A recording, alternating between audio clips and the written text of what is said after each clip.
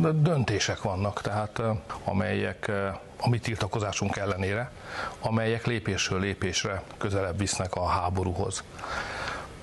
Ha visszagondolunk arra a 2 évre, ami mögöttünk van, és amikor a háború elkezdődött, akkor én arra emlékszem, ott ültem, azt mondta a német kancellár, hogy csak sisakokat fogunk vinni, szó sem lehet arról, hogy a németek emberi élet kioltására alkalmas eszközöket vigyenek az ukránokhoz.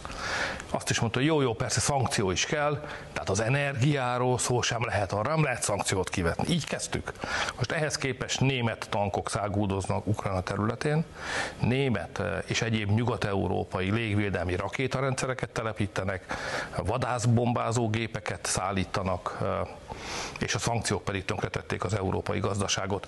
Tehát ha abban az ütemben haladunk, ahogyan eljutottunk ide az elmúlt 2 év alatt, akkor nem túlzás azt mondani, hogy centiméterekre vagyunk attól, hogy a végső és utolsó állomás is elérjük, amikor már katonák, nyugat-európai vagy amerikai katonák jelennek meg Ukrajna területén. Tehát a közvetlen összeütközéstől centiméterekre vagyunk ebben a pillanatban. És ezt önön kívül egyébként senki nem látja? Vagy hogy ők nem látják. Ők ezt akarják.